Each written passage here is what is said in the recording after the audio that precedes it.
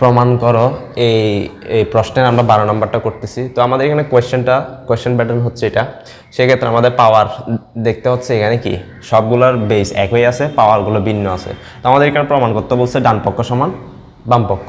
তাহলে আমরা বাম পক্ষ সমান দেখতে পাচ্ছি, বাম পক্ষ সমান যেটা কোয়েশ্চেন আছে ওটা দেখে দেখে লিখবো। আগে কোয়েশ্চেনটা তুলবো। a plus 2r into a q plus r at 2p into a to the power r plus p at 2q। তাহলে সেক্ষেত্রে আমরা এখানে দেখতে পাচ্ছি কি বেস আগে ছোট ছোট করে করি। এখানে এ আর এ কে আকার আছে, ভাগ আকারে। তাহলে আমরা বলছিলাম ভাগ আকারে পাওয়ার কি হয়, বিয়োগ হয়। তাহলে দুইটা থেকে একটা নিব।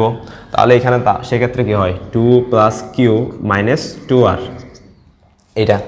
এরপর ইনটু আবার এ, ঠিক আছে। আবার দুইটা থেকে একটা নিছি, সেম আর কি। এগুলো এইটা যেভাবে করছি সবগুলোই সেম।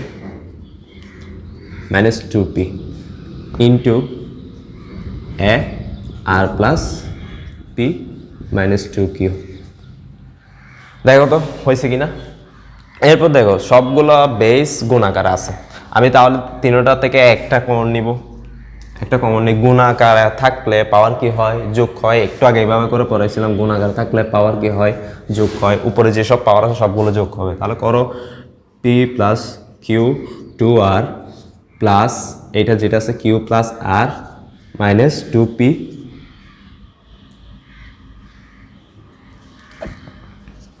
আর প্লাস পি ইন্টু 2q।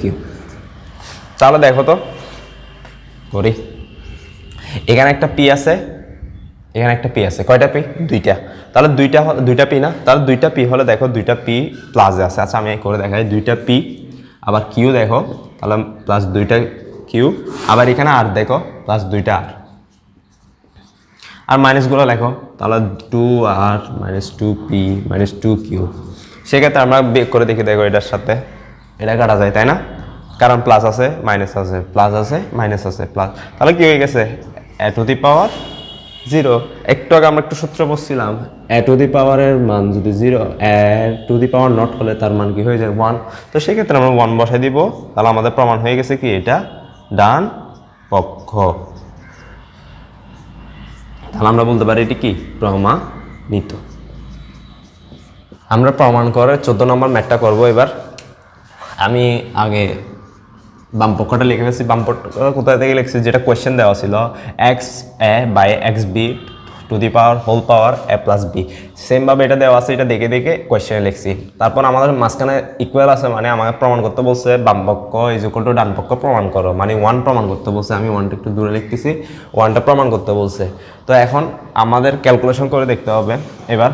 এই এক্স যে বেসটা আছে, বেস দুইটা কি আকার আছে, ভাগাকারে। তাহলে ভাগারে থাকলে আমরা একটু শিখছিলাম পাওয়ার বিয়োগ হয়।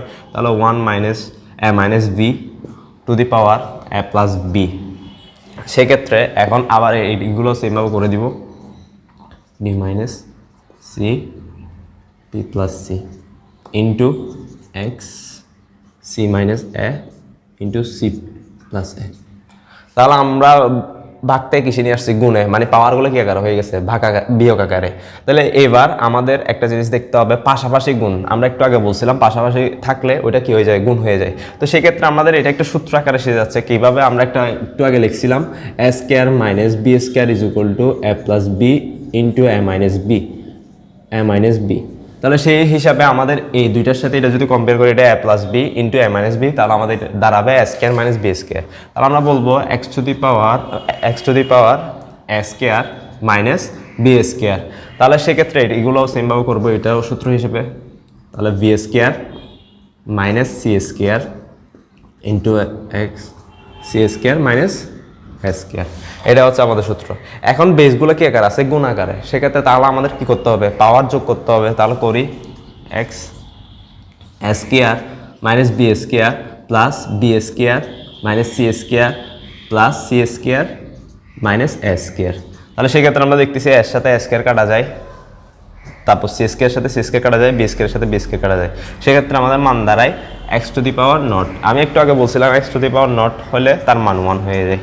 আজকে এতটুকু আমাদের ক্লাস, আর বাকি যতগুলো আমাদের অঙ্ক বাকি রয়েছে সেগুলো আমরা পরবর্তী ক্লাসে আপলোড করব। তো আমাদের এই ভিডিওতে লাইক, সাবস্ক্রাইব আর কমেন্ট করবেন। কোন জায়গায় বুঝেন নাই ওইটা কমেন্ট বক্সে বলে দেবেন। ধন্যবাদ।